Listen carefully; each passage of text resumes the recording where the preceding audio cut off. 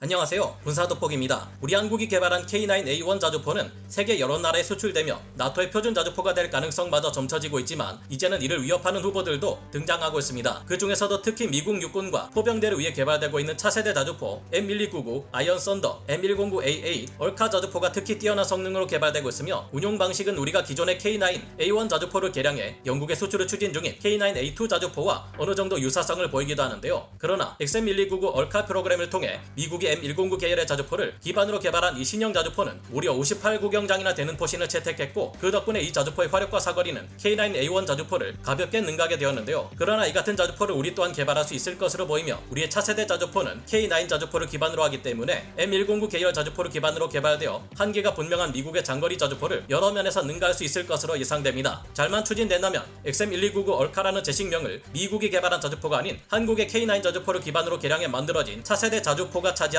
미국의 주력 자주포가 될지 모른다는 놀라운 예상까지 등장하고 있는데요. 하늘의 공중 지원 없이도 포병이 항공 지원을 대신할 수 있어야 한다는 새로운 시대의 요구에 따라 미국이 개발한 차세대 58구경장 자주포와 한국의 K9A2 자주포를 비교해 우열을 가려보겠습니다. 전문가는 아니지만 해당 분야의 정보를 조사 정리했습니다. 본의 아니게 틀린 부분이 있을 수 있다는 점 양해해주시면 감사하겠습니다. 미 육군 포병대의 주력 자주포인 M109 계열의 최신 자주포들은 엑스칼리버 유도 포탄을 운용하고 있어 매우 정확한 정밀 포격과 긴 사거리를 확보하고 있습니다. 그러나 미 육군이 추구하는 새로운 다영역 전투 교리에 대응하기 위해서는 적어도 64km 이상의 사거리에서 적 목표물을 정확히 타격할 수 있어야 하는데 단순히 엑스칼리버 포탄의 타격력만으로는 이를 달성하지 못하고 있습니다. 이마저도 많은 새 포탄이 도입되지 않고 그보다 조금 더 정확도가 떨어지지만 원형 공산 오차가 30m 수준에 이르는 XM1156 정밀 유도 키트를 대량으로 도입하는 방법으로 해결하고 있는데요. 그러나 미 육군의 화력 지원 체계 중 64km 이상 장거리에서 포격이 가능한 포병의 무기 체계는 M142 하이마스나 M270 MLRS를 통해 발사되는 GMLRS 로켓뿐이라는 것이 문제였습니다. 물론 하이마스를 통해 사거리가 300km에 달하는 에이테킴스 전술탄도 미사일을 발사할 수도 있지만 이 같은 미사일은 지난 우크라이나 러시아 전쟁에서 그랬던 것처럼 상황에 따라 확전을 막기 위해 사용에 제한 조치가 있을 수 있다는 점이 발견되기도 했습니다. 그러나 GMLRS 로켓탄은 한 발당 가격이 무려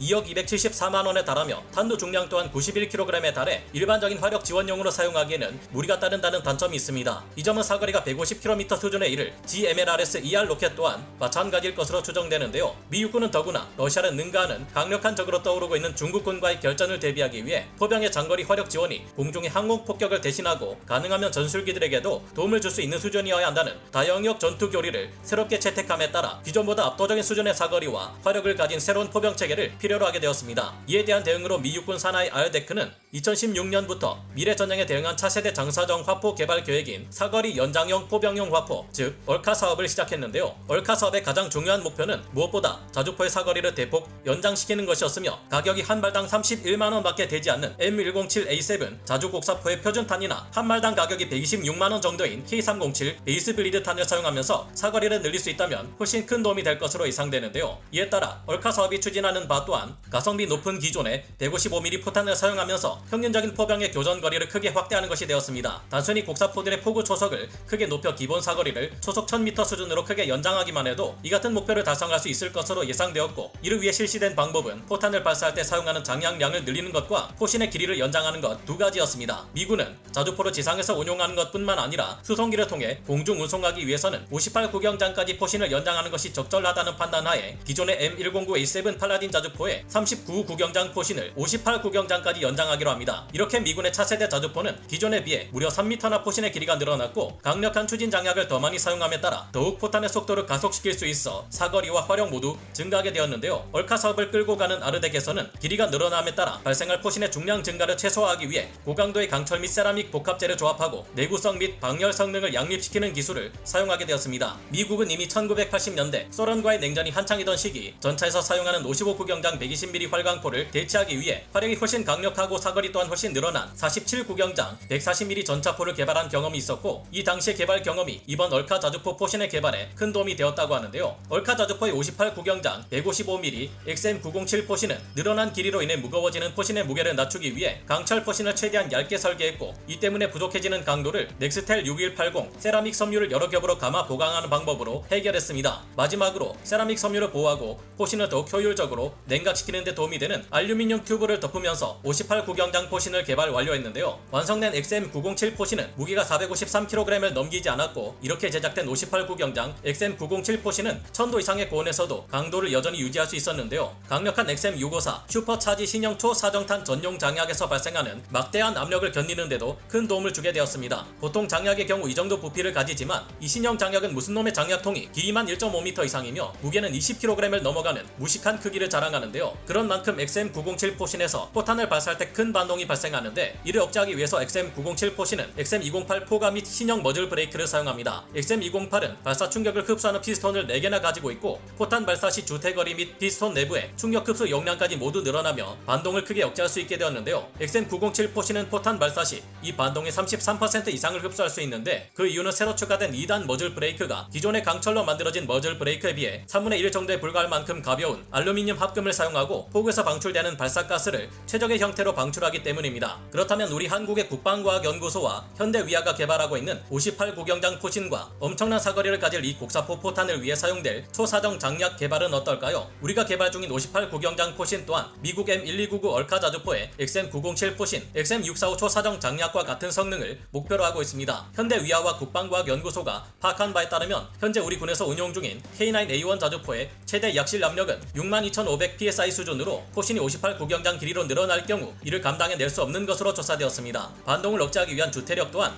K9A1의 52 구경장에서는 383kN 정도로 충분히 감당할 수 있지만 58 구경장 포신으로 늘어날 경우 크게 늘어날 것으로 파악됨에 따라 더욱 뛰어난 성능의 주태기가 필요하게 될 것으로 파악되는데요. 또한 미국이 58 구경장 포신의 무게를 줄이기 위해 복합체 포신을 사용한 것처럼 우리 군의 K9A3 자주포 또한 국방과학연구소의 주도하에 한국형 복합체 포신 개발 사업이 2009년부터 2011년까지 33억 6,500만 원의 예산을 통해 진행된 바 있습니다. 현재 우리 군에서 운용 중인 K9A1 자주포는 52 구경장 포신과 항력을 크게 줄인 K307 베이스 블리드 탄을 사용할 경우 최대 41km에 달하는 사거리를 발휘합니다. 하지만 앞으로 개발될 K9A3 자주포는 58 구경장 포신의 초장사정 추진 장약과 한국형 복합 추진탄을 사용해 시너지 효과를 극대화해 그 사거리를 무려 70km 이상으로 늘릴 계획인데요. 여기에 더해 이미 2016DX 코리아 전시회를 통해 개발 중이라는 것이 드러난 고체 램제트 추진탄이 성공적으로 개발될 경우 52 구경장 포신으로도 최대 80km를 넘어서는 사거리를 타격할 수 있을 것으로 기대됩니다. 이를 58 구경장 포신으로 발사할 경우 130km를 넘어서는 목표물을 타격할 수 있는 가공할 성능을 가지게 될 것으로 기대됩니다.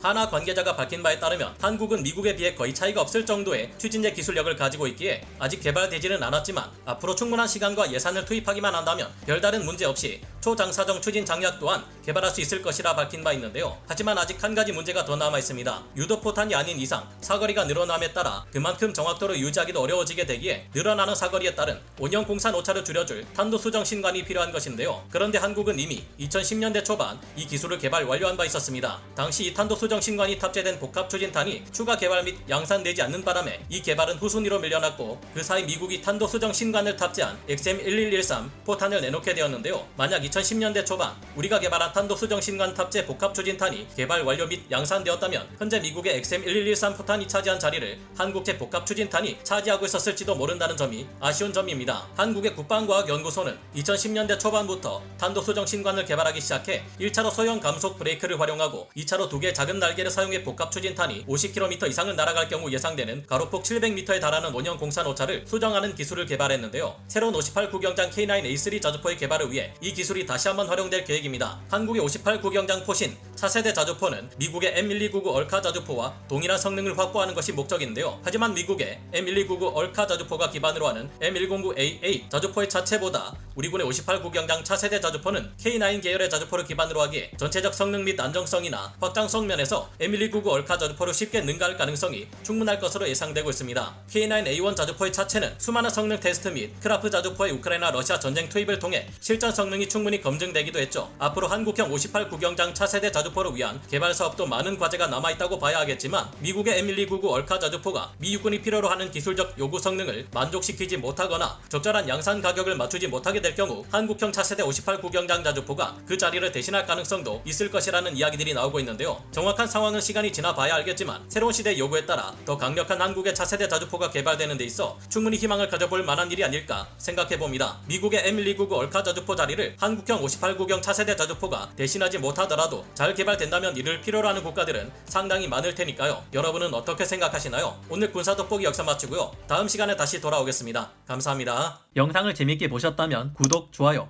알림 설정 부탁드리겠습니다.